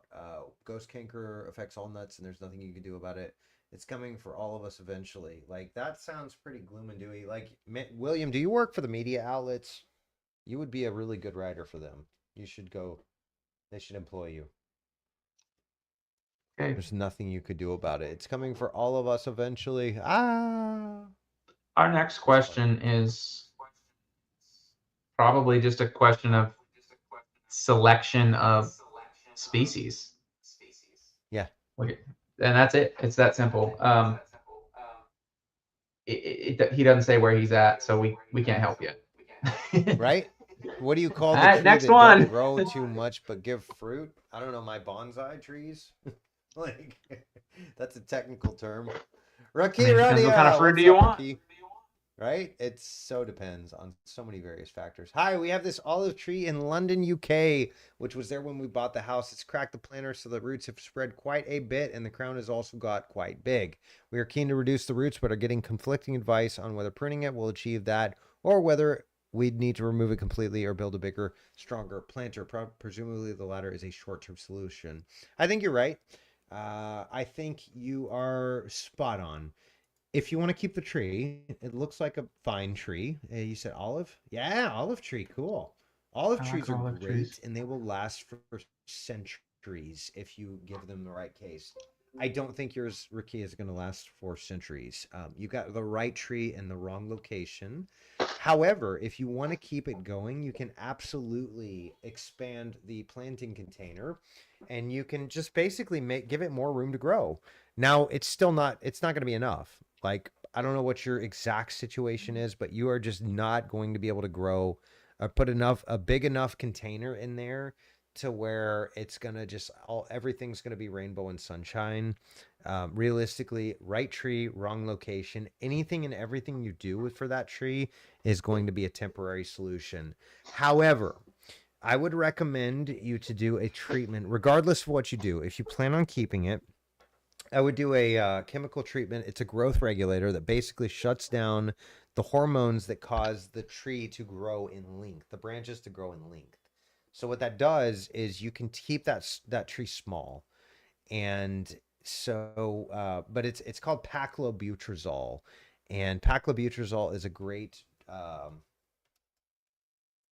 it's a great treatment. I'm not normally one to say uh go ahead and just use chemicals willy-nilly, but this is one of those that's very benign. It only does good in my experience, other than the grass around it. Sometimes it'll unalive, but that will effectively shut down the outward growth of the branches, keeping the tree in a more containable, at least airspace volume. And so your roots are going to kind of keep up with that. So the hormone that's produced that causes the roots to grow is produced in the branch tips. The hormone that causes the branches to grow is in the roots down below the ground. And so Mm-hmm. you want to balance that out. So what I would not do is top that tree. Don't top it and make it smaller. That's going to damage the root system. And don't prune the roots. What I might do, if you want to keep it around a little bit longer, and it is a temporary solution, is just expand the root ball, expand that planter that you've got it in. I think that's going to be your best case scenario if you do What's it? plan on keeping this tree. These things grow slowly. What's it destroying? If it's only destroying the planter it's in, this is probably not Yeah. of huge concern. But Yeah, if it's hurting the I don't think house, it is. then it's a different story. It's beautiful. Right? It It's a this is gorgeous not tree. manicured enough for me to go. I mean, you're already talking about potentially expanding or replacing the tree well. Mm-hmm. If it starts destroying the tree well, whoop de doo. I mean, it's a beautiful It's tree. small. It's more beautiful than the planter it's in, that's for sure. So I wouldn't mind some damage to the planter. You could always expand in the future as it fails. I Huh, think it's a they've even beautiful tree. scrapped it to see if they can keep it around longer. That's awesome. You see the little Good for them. scrapings. Good Yeah, for I them. love it. Yeah, trees a vital asset to the property. I would expand the planting container, and you're gonna have to go extensive on it. The more you can Yeah. go, the better. But yeah, it's anything you do there is think of it like bonsai. Bonsai is you can keep bonsai trees for 400, 500 years, but it's a lot of work. Is Just don't take essentially away from the roots, right. Don't take whatever away you do. from the roots and try not to take away from the canopy if you can avoid it. The paclobutrazole is going to be great. It lasts for 3 to 5 years, Ricky. and it's just going to stunt the outward growth. And unfortunately, that will typically mean more root growth. There's some studies that have shown about 1.5 times the fibrous roots development per year. Um, Generally doesn't affect the structural roots as much as it does the fibrous roots. But yeah, expand that bed if you want to keep it around a little while. This is going to be one of those, it's your home, do what you want with it kind of solutions. Yeah. I think it's a cool tree. If you can keep it, great. Expand the bed by double or triple what you got right now, and let that bad boy grow as much. When you expand it, do some things to structurally hold the tree in place. You may even have to put some cables in the masonry to hold this trunk in place so that this tree doesn't destabilize and fall over. This is a beautiful tree. I would design any landscaping around it as if it's defining the space. Yeah, I agree. Great courtyard tree. Super cool. I'm gonna do 2 more with you, and then I've got to go pick up the girl who cameoed a few weeks back, my little 6-month-old. I love it. Yep, let's go a couple more, and we're gonna call it for the night after that, you guys. So we already talked about this a little bit. Y'all don't believe the hype. Eric Coons, sorry if I'm mispronouncing your name, buddy. Nebraska and other Arctic states have been combated with fear-mongering over exploding trees. That is not a thing. It's simple physics, y'all. As ice expands, and then if you've got more load on the branch than the tree can support, it's going to look like it suddenly released all that energy and exploded, but it didn't actually explode. Never heard of exploding trees, let alone actually seen one.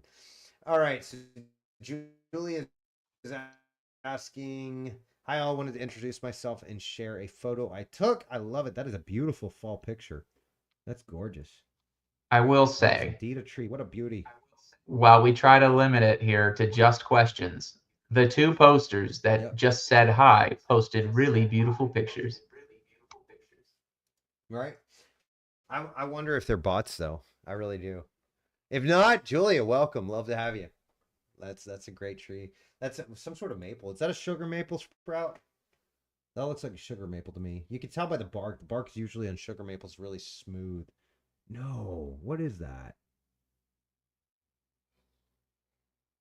That's not an elm of some sort, is it? No. I can't tell.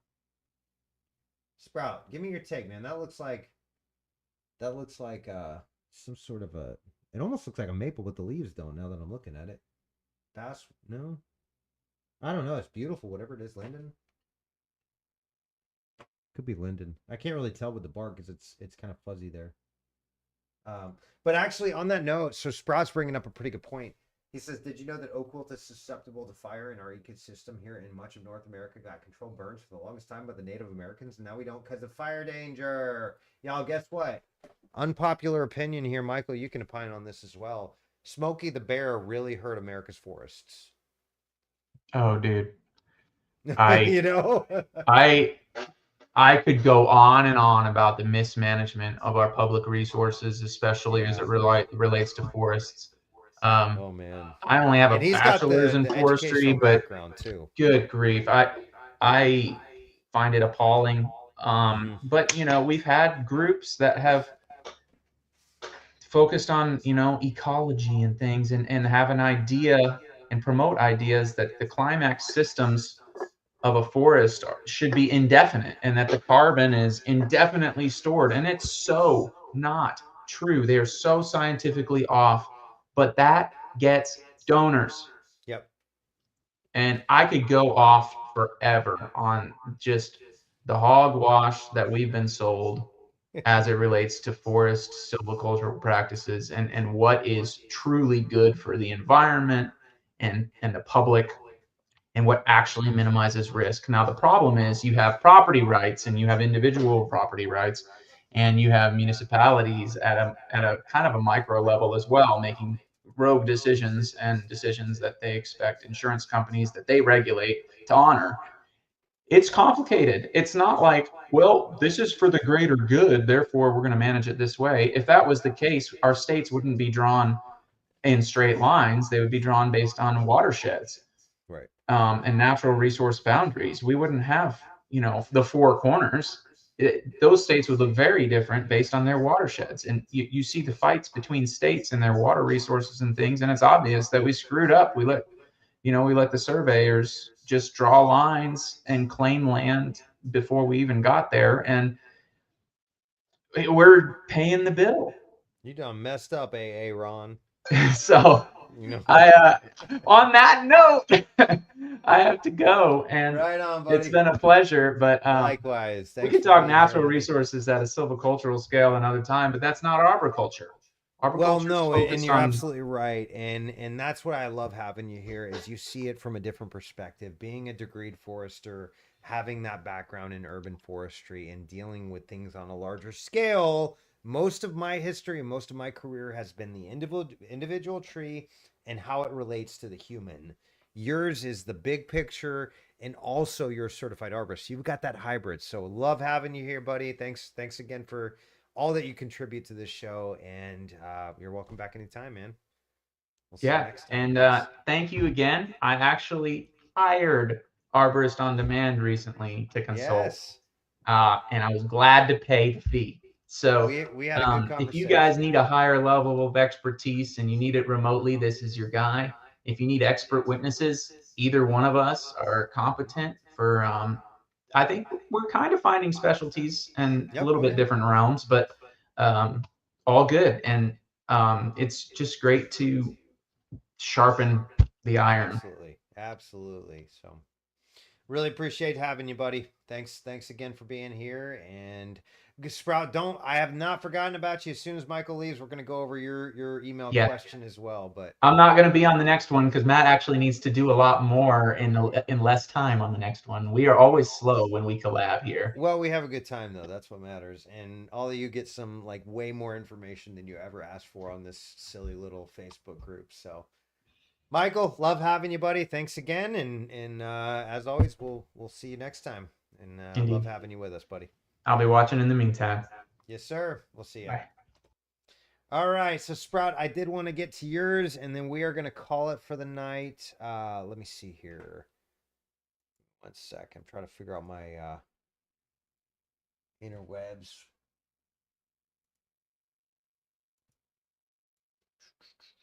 Okay. I think we got you here, buddy.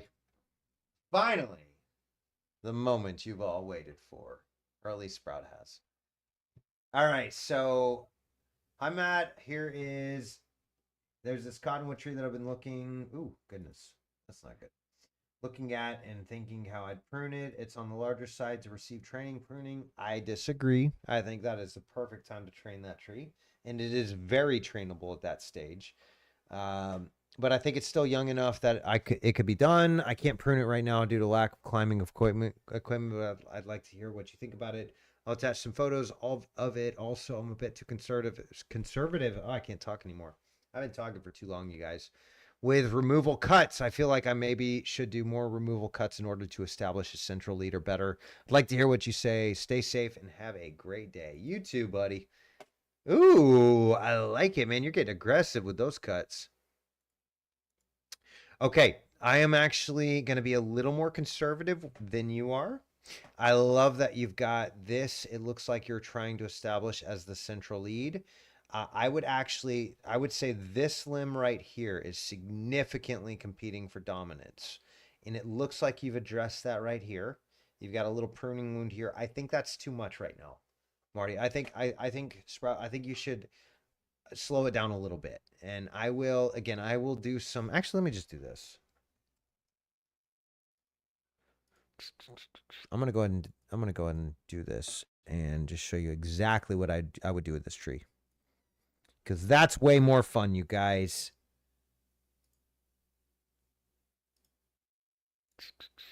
My internet's slow, of course, because I got 27 tabs open you can see here. Oh, y'all can't see. What am I doing? This is ridiculous. Y'all don't want to look at me. You want to look at trees. Yeah, I think you're going a little bit larger on those pruning wounds that I would personally. I love that. One of my favorite terms is pruning cycles. So it's a good, from a business perspective, it's great for business because you got to come back next year too. But Younger trees are more vigorous. That's why I thought I could prune a bit bigger. That cottonwood, okay, cottonwoods, dude, those will get to 100 feet, especially up where you're at with that beautiful lush soil. Cottonwoods will last for a very, very long time. So I am not really worried about making those bigger. That's a young tree. That is a baby. Like, that's still a baby, dude. Sorry. Not trying to be offensive, but that is a baby, baby, baby tree. I think you're okay. What I would definitely do is go a little bit more conservative because it's a baby, but it's like a grown baby, if that makes sense.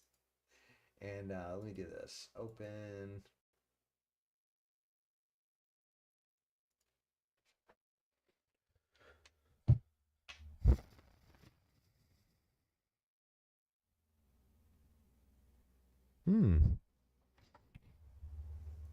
Here we go. This is, oh, wow, that's a seriously high quality image. Way to go, Marty. Ooh, I like it. Okay. So, oops.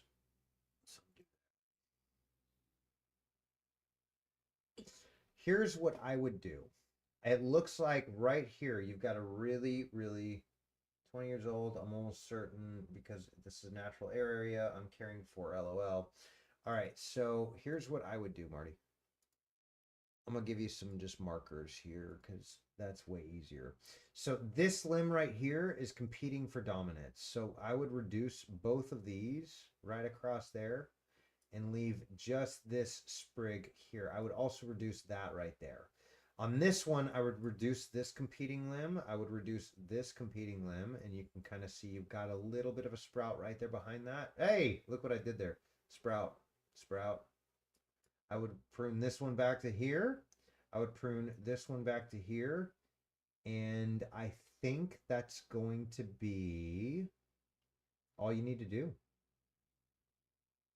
So you said 20 years old. Let's assume a foot per year. For context, the school was built like 20, 30 years ago, and there was no nature area prior to it. Okay, great. That's good to know. So you probably got a 20 foot tall tree, maybe 25, 30 at the most. You can get this, dude. You can get pole saws that will reach that. You do not have to climb that tree. In fact, here in Houston, we get a lot of short, squatty trees, and 9 times out of 10, when we're pruning, it's from the ground. I say that 9 times, maybe like 5 times out of 8. I don't know. I don't know what the number is, but a lot of times you can actually prune those from the ground using a good sharp pole saw and a good sharp pole lopper. And so I'm going to say a little bit more conservative here. That's basically going to, let's see if I can find the eraser tool. Does that work on this? Oh, look at that. That's amazing. Okay, check this out, you guys. We're going to have a little fun with this one.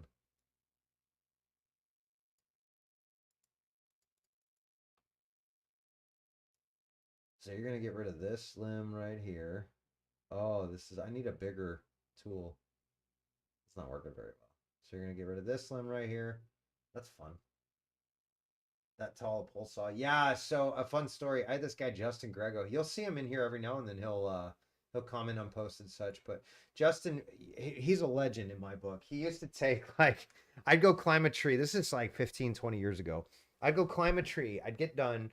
You look up and you see that one sprig of dead, unalive tissue like 80 feet off the ground. I do not want to climb that tree. Hey, no problem, Matt. I got it, man. He'd take these pole saws and he'd like push it up, weave it in and out of all these branches, and he would one hand prune like 60, 80 feet off the ground. So he'd have like 6 or 8 pole saws connected to one another, and each one of those is 6 or 8 feet. So you can do math. Yeah, those, he'd sit there and he'd one hand these poles. You just got to understand the physics. You just got to understand the forces at play and work accordingly. Because like, why not? You know what I mean? Like, why not at all? And it's just, yeah, you've got a 30-foot tall tree.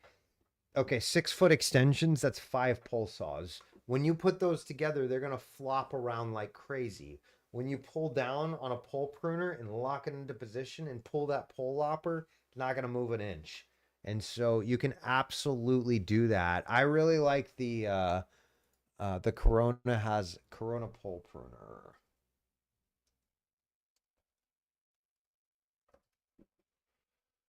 They've got one. It's a 3-to-1. This is $100 tool, so it's not cheap, but it's a 3-to-1. You can cut up to like 3 inches in diameter limbs. 1 3/4. Okay, I was a little off, but that's a pretty sizable chunk of tree, and you can do that. And so this is just one place that you can get it. You can get them online at arbsession or treestuff.com.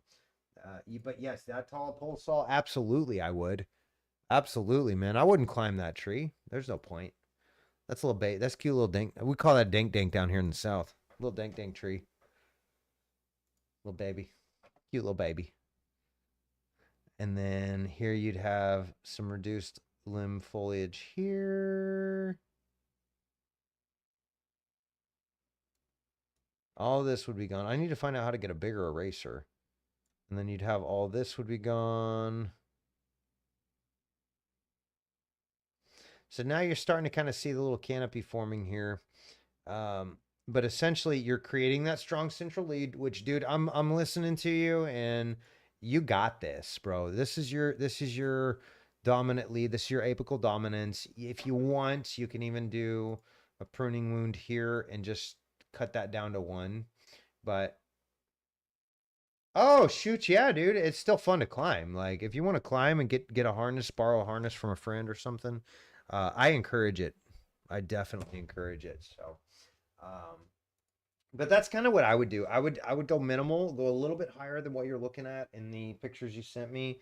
I'll go ahead and let me do this. Save this is going to be Sprouts Cottonwood. Sorry for the terrible erasure. That's so terrible. File save as, that's what we need to do. Sprouts Cottonwood.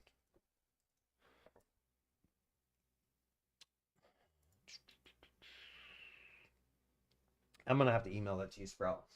That's okay. I'll shoot that over to you. But that pretty much, you guys. That was our main email question that came through. We got a pretty good amount of our Ask an Arborist group questions come through. We got some of those knocked out. Still got a ways to go. We'll be back here Thursday afternoon and evening to go through and talk about all y'all's great tree questions. I'm sorry I've been slammed working with some insurance groups on some consulting for all this storm damage and all that, and then I'm finishing up on a few litigation cases as well, and just starting on a new preservation project also. So this is a super cool one, you guys. This is a tree that was planted 3 years ago, transplanted. Let's do this just for fun, because I just want to show you guys, because it's super cool. Here we go. Maps. We need maps, not MPAS. I don't know what that is. So this is a tree that is essentially the focal point of an entire business development. A whole shopping center is being built around this. I measured it at 63 inches. They have it on their survey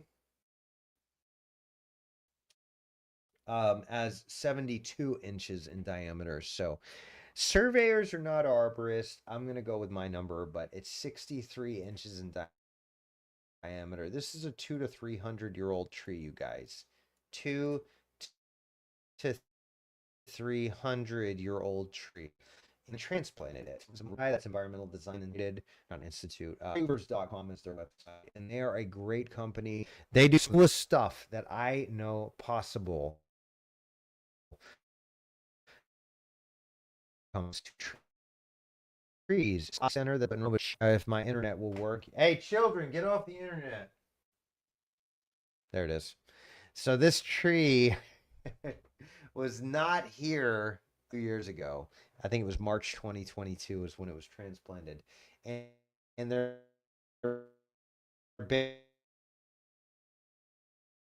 basically built apartment complex here, shopping. It's kind of one of those live, work, play type of communities. And just a really cool project to be a part of. So we're finishing up those guys, really trying to stay on top and making sure to answer all of y'all's questions. We're falling a little bit behind, in all fairness, but check this out, you guys. November 2024 is the date here. Let's see some more dates. If we go back to July 2023, it was also there. Ooh, we need to go over here, don't we? That's where I saw that.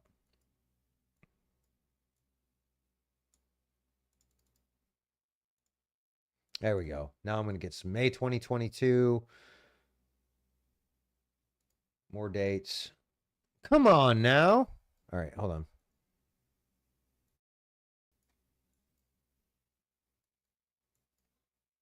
I know, because I saw this the other day. It's not like this is my first time looking at this, you guys. November 24th, 2022. Anyways, I'm going to zoom in just a little bit. You can see there's actually a raised bed here. And so anyways, long story short, that's what I have been working on. I apologize. I was going to get on here over the weekend and just didn't get a chance to, and try to stay back on topic here. But this tree is 63 inches in diameter, 200 to 300 years old. And guess what? We're going to keep it alive, you guys. We're going to keep it living and thriving through construction. And they've got a whole super cool development that they're going to put over there as well. So glad to be a part of that project. And yeah, we'll see this one to fruition and look back 10, 20 years down the road, and we'll have this awesome tree. We're actually, one of the things that I wanted to do is and let me back out of here and show you. Why is the empty spread? I want to put what's called a silva cell system. How the heck is it not looking super stressed? It is actually. I'll show you pictures later on Sprout, but it is definitely looking stressed. But when you cut out 80% of a root system, that's to be expected. So, but essentially what we're going to do is they're going to have a building here, a building here on this side, a building here. It's basically going to be surrounded there. It's going to have a fountain right about here, a little play section, kind of a pocket park right here. And then it's going to have some apartments over here in this whole region. So really, really cool. Very important tree. And we're going to keep it alive through construction.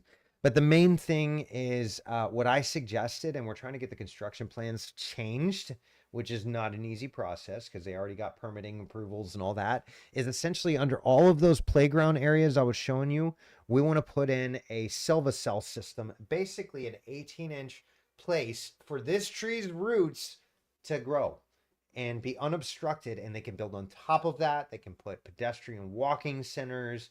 They can put turf grass and kids play centers and things like that. And it actually has permeability enough where the roots can grow and thrive and get plenty of oxygen and plenty of water. So guys, we've been in it for 2 hours, y'all. I had a great time with you. Michael just texted me. He said he had an absolute blast as well. Thank you guys so much for being here, being a part of this community over. And again, please reach out if you need a closer look at your tree. Hit us up on the web. Go over to arboristondemand.com. I'll go ahead and drop a link here as well. And of course, I don't know if Arborist on Demand. I don't even know if I told you guys this, but we do a YouTube channel here on Arborist on Demand as well. I'd love to have you guys come join us on our channel. It's Arborist on Demand. Check it out. We got 320 videos uploaded in the past couple of years. And so about one every 2 days or so. We're doing these live streams, of course, are on there. But one of my favorite things that we do are these cute little short videos. And quite frankly, the short videos are really where you go to learn. If you want a little bit deeper knowledge, then we do these long form videos as well. Like, for example, new trees struggling to thrive. This might be the answer. And so I go over a technique called radial trenching. So this is just designed to be a great resource for you guys. You know, guys like Sprout have been here hanging out, asking questions. This is why we do this, to help you guys become better arborists, become better tree owners and managers, because quite frankly, unfortunately, nobody's teaching this stuff. And we love the trees that we love and live around, and they're very important parts of our lives. So love you guys. Thanks for being here, and we will see you guys here in a couple days. Bye now.